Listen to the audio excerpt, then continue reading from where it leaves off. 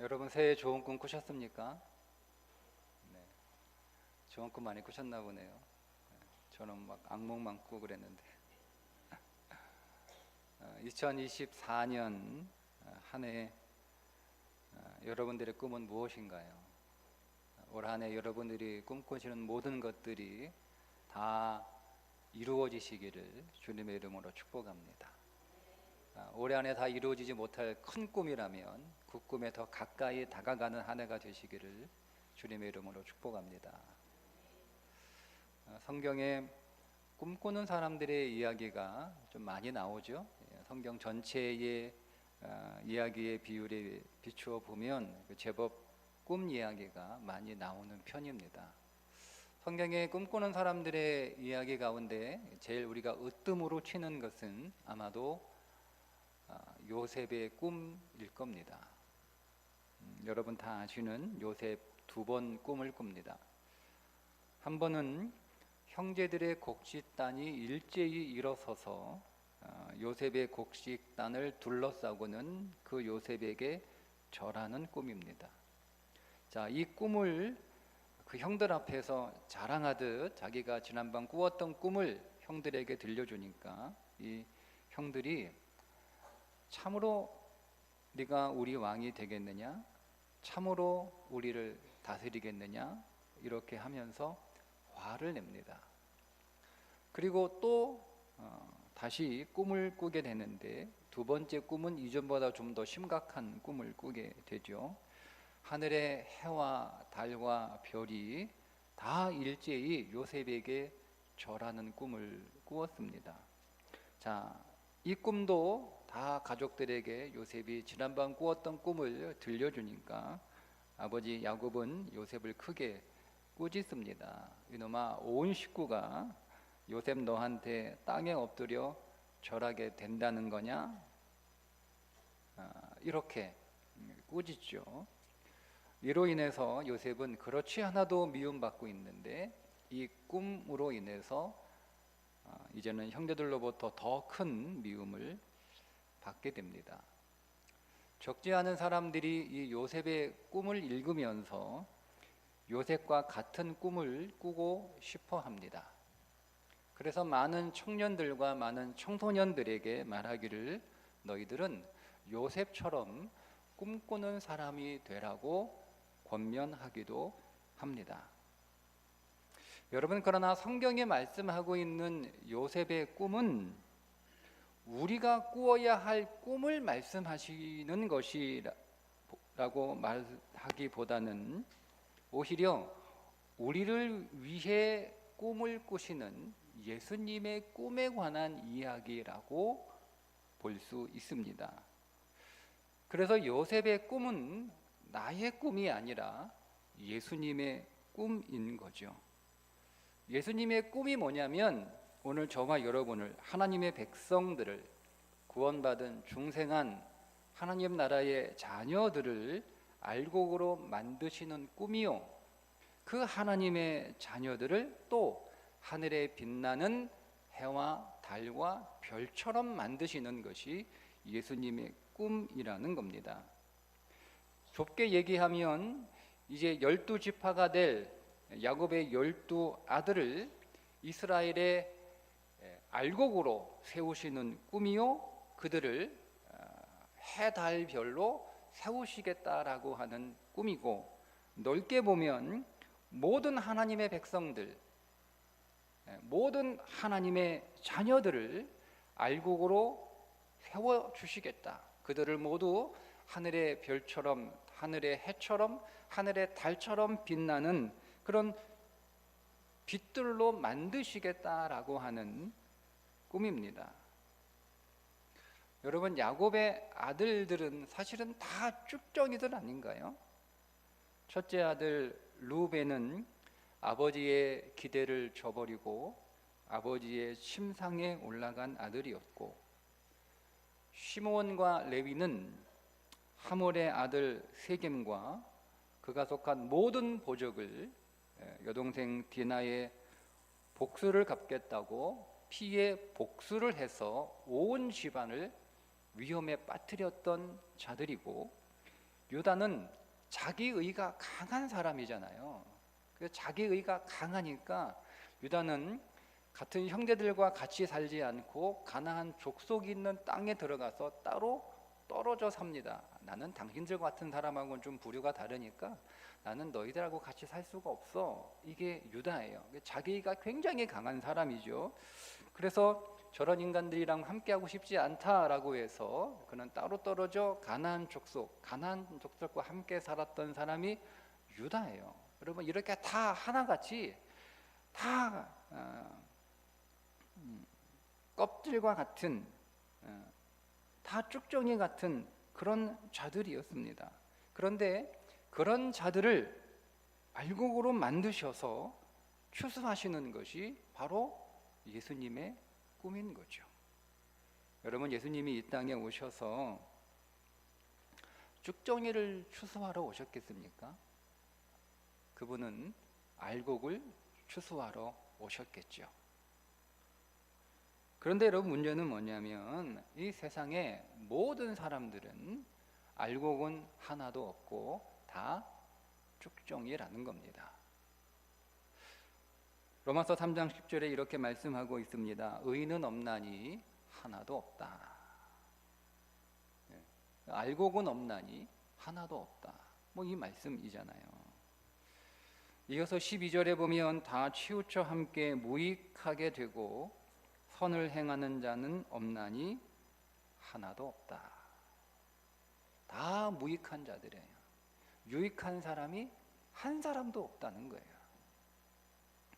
계속 이어서 13절에 보면 그들의 목구멍은 열린 무덤이요 그 혀로는 속임을 일삼으며 그 입술에는 독사의 독이 있고 그 입에는 저주와 악독이 가득하고 그 발은 피 흘리는 데 빠른지라.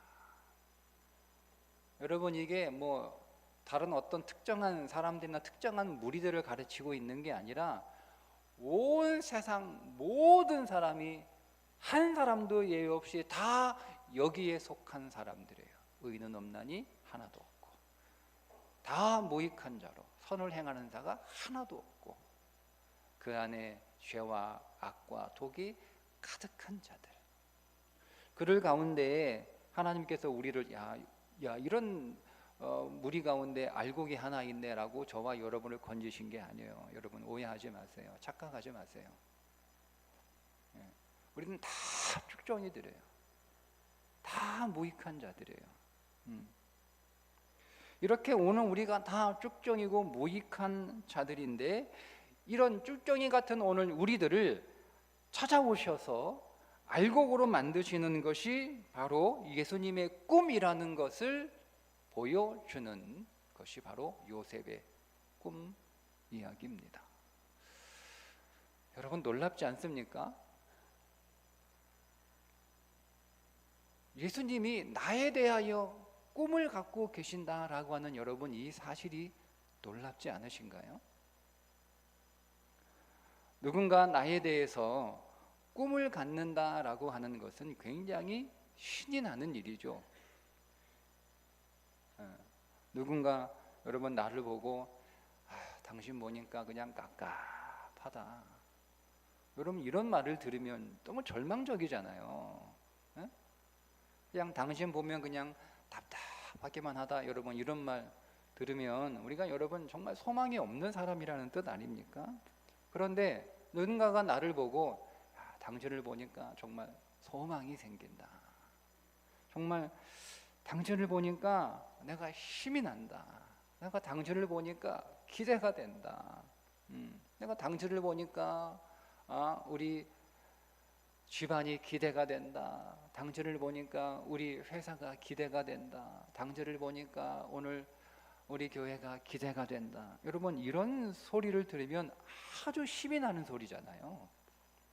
여러분, 그렇게 하물며 사람이 우리에게 그런 소망의 말을 던져도 우리는 아주 신이 나는데 사람이 아니라 하나님이신 예수님이 오늘 나에 대하여 꿈을 갖고 계신다라고 하는 사실이 정말 여러분 오늘 우리가 믿어진다면, 예수님이 나에 대하여 꿈을 갖고 계신다고? 여러분, 예수님이 여러분에 대하여 꿈을 갖고 계신대요. 여러분 그건 정말 여러분 얼마나 가슴이 설레이고 여러분 오늘 우리의 가슴이 뛰는 정말 그런 기쁜 일이잖아요. 그런데 그 꿈이 뭐냐면 나를 알곡으로 만들어 주신다는 꿈이에요. 나를 알곡으로 만들어 주신다는. 여러분 세상에 쭉정이 같은 사람들 있지 않습니까? 응? 내가 이 사람 일 잘할 줄 알고 뽑았는데 웬걸 뽑아놓고 보니까 이거 매일 사고만 치고 매일 문제만 일으키고 그냥 쫓아다녀가지고 막 사장에 이 사람이 일으킨 문제만 막 뒷수습하기에 바빠. 아이고 알곡인 줄 알고 뽑았는데 축종인 거예요. 여러분 우리가 이 사람이 정말 알곡인 줄 알고 결혼했잖아요. 이 사람은 확실하다고, 이 사람 진짜 진국이라고 여러분 그렇게 알고 결혼했는데 알고 보니까 그게 아니에요. 그걸 우린 쭉정이라고 부르는 거예요. 그런 인생을, 그런 사람을. 근데 여러분 알곡은 뭡니까? 알곡은 기대 이상이에요. 기대 이상. 기대 이상. 그냥 속이 꽉 찼다는 거 아니에요. 그냥 뽑았는데 이 사람이 알고 보니까 막 실력도 있고 성실하고 정직하고 그리고 성격도 좋고 또 성품까지 좋아. 그러니까 아무튼 뭐 이 사람이 얼마나 좋은지 그냥 알면 알수록 사람이 정말 너무 좋은 사람. 알면 알수록. 여러분 그러기가 쉽지 않잖아요. 우리는 다 이렇게 알면 알수록 되게 조금씩 실망하기 마련인데 어떻게 이 사람은 그렇게 알면 알수록 정말 보배 같은 사람이 우리 회사에 들어왔어? 정말 알면 알수록 너무 좋은 사람. 여러분 이런 사람을 알곡이라고 부르는 거예요. 그런데 게다가 이 사람이 계속 성장까지 하네? 계속 성장하는 사람, 계속 성장하는 사람, 계속 좋아지는 사람. 정말 좋은 사람인 줄 알고 결혼했는데 결혼하고 보니까 정말 내가 생각했던 것보다 더 좋은 사람이에요. 사람이 변함이 없고 정말 더 진국이고 정말 속이 꽉 찬 사람인데 게다가 이 사람이 계속 성장해요. 계속 성장해요. 그의 인격이, 그의 성품이, 그의 삶이 계속 성장하는 사람이에요.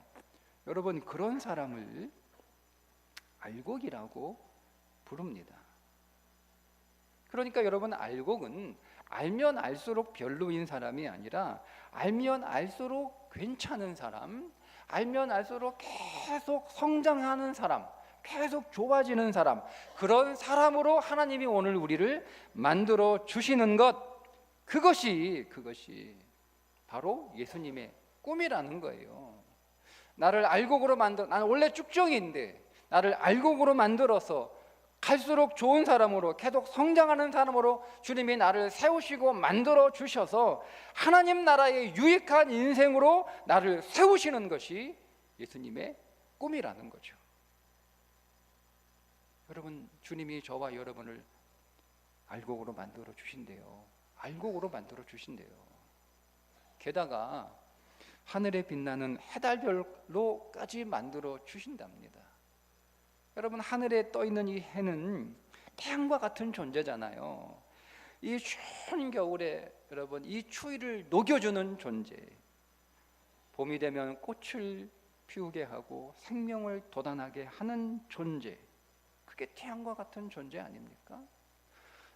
밤하늘에 달과 같은 존재는 어두운 밤의 달처럼 어둠 속에서도 빛을 비추어주는 존재.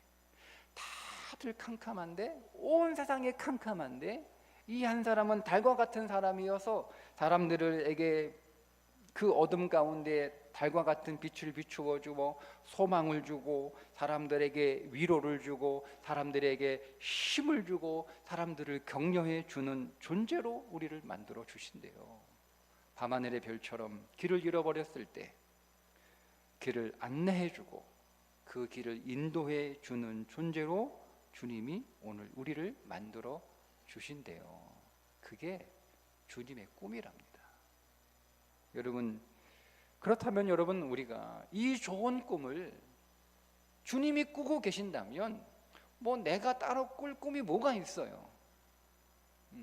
나는 주님이 꾸는 꿈보다 나는 그런 꿈보다는 더 좋은 꿈이 있으니까 나는 주님보다 더 좋은 꿈이 있어요. 나는 알곡이 되는 것보다 더 좋은 꿈이 있어요.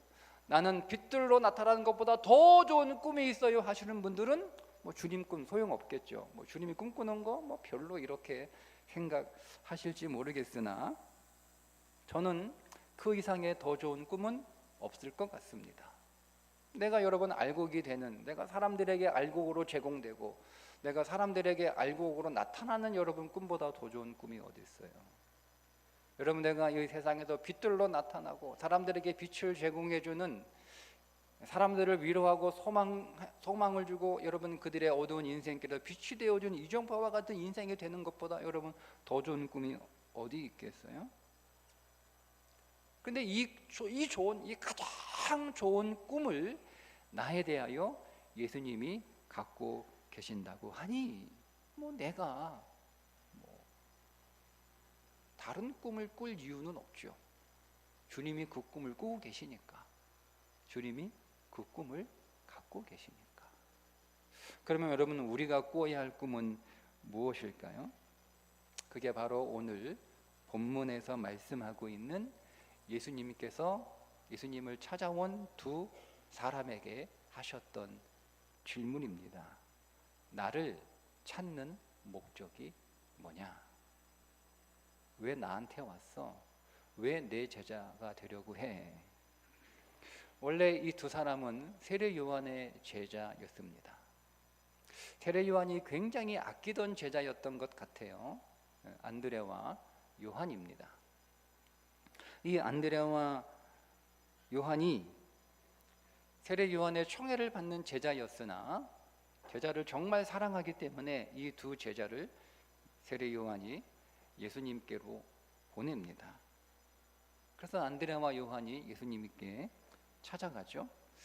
예수님의 제자가 되겠다고 찾아간 이 안드레와 요한에게 하셨던 예수님의 질문입니다. 그게 38절이죠. 예수께서 돌이켜 그 따르는 것을 보시고 물어 이르시되 무엇을 구하느냐?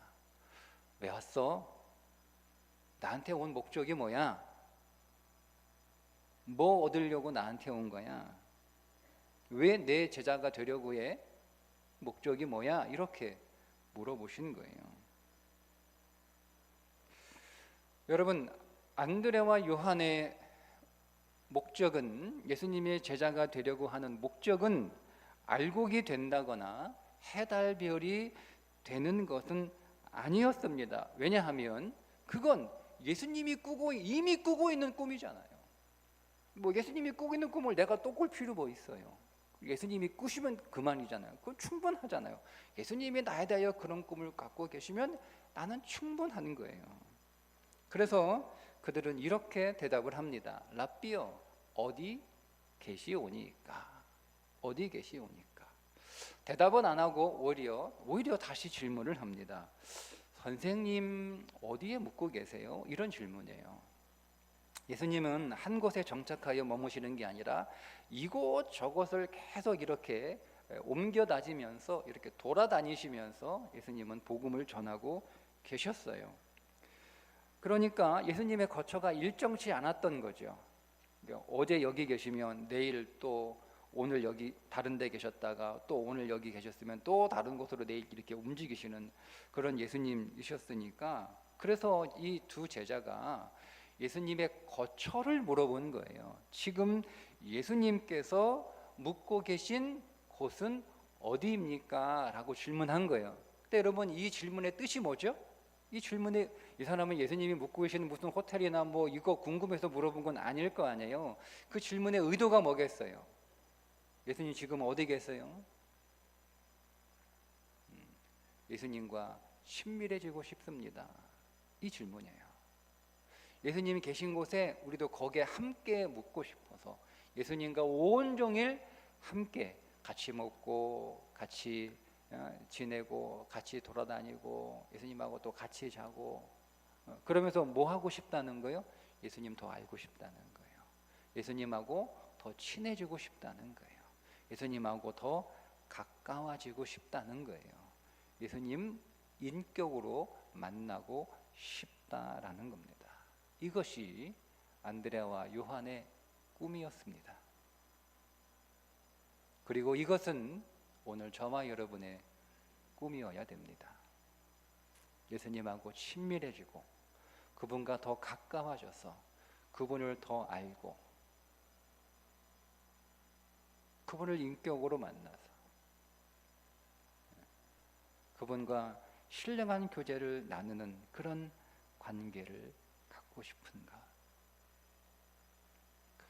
주님이 오늘 저와 여러분에 대하여 놀라운 꿈을 갖고 계시고 지금도 그 꿈을 여전히 예수님이 꾸고 계시고 그리고 그 꿈을 위하여 일하고 계시니 오늘 우리가 꾸어야 할 꿈은 그 주님과 나에 대하여 꿈을 갖고 계신 그 주님과 더 친밀해지고 더 주님과 더 가까워지고 주님과 더 인격적으로 교제하는 것, 그것이 오늘 여러분의 꿈이 되기를 주님의 이름으로 축복합니다.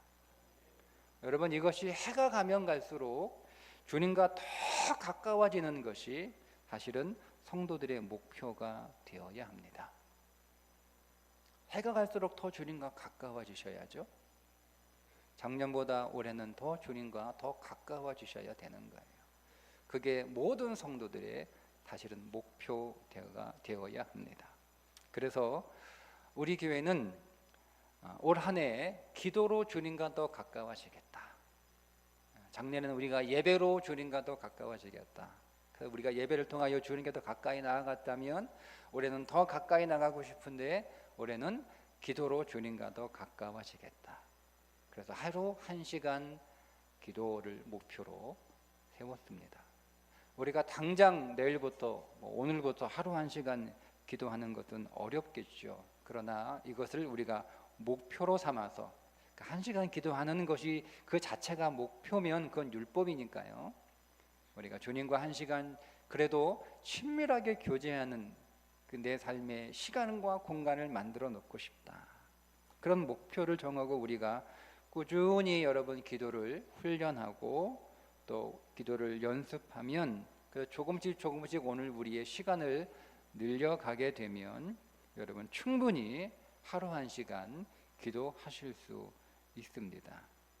그렇게 1시간 오늘 우리가 기도가 우리의 몸에 익숙해지면 우리는 주님과 더 가까워질 수 있고 그 결과 여러분은 더 알게 되고 더 해달별이 되어갈 수 있을 것입니다. 혼자 기도하는 것이 어려우니까 기도의 동역자 10명과 함께 기도하시면 우리가 기도할 때 격려도 되고 또 도전도 되고 그래서 우리가 중간에 기도하다가 힘들어서 그만두고 싶을 때 서로가 서로를 세워주는 큰 힘이 되어줄 수 있으니 기도의 동역자 꼭 10명을 세우셨으면 좋겠습니다. 또 오늘 우리가 그냥 중언부언 우리의 욕망대로 기도하는 것이 아니라 욕망대로 하는 기도는 여러분 해보셔서 아시겠지만 오래 할 수 없습니다. 사람은 그 욕심대로 기도하면 계속 할 것 같죠? 그렇지 않습니다. 기도의 본성상 욕망으로 하는 기도는 오래 계속 그 기도를 할 수 없게 되어 있습니다.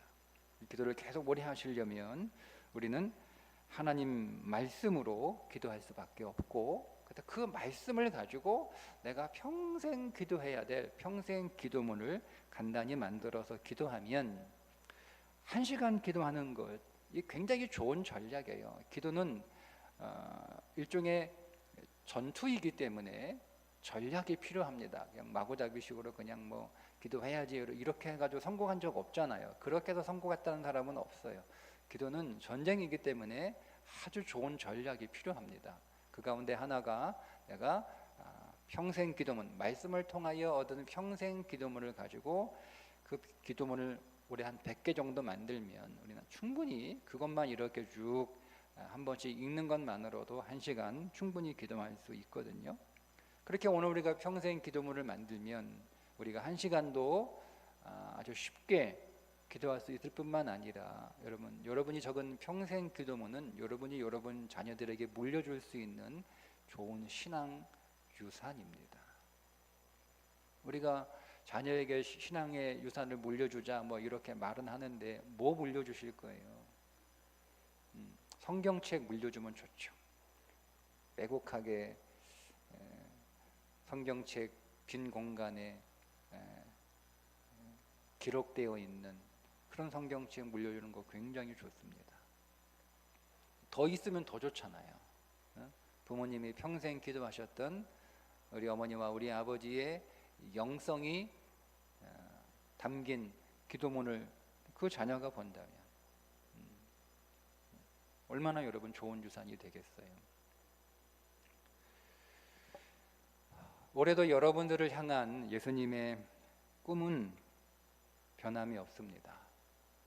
올해도 예수님은 여러분들을 알곡으로 만들길 원하시고 여러분들을 하늘의 해달별로 만드시기를 원하세요. 그게 변함없는 예수님의 꿈입니다. 이보다 더 좋은 꿈은 없으니 우리는 그 예수님의 꿈을 믿으면 됩니다. 다만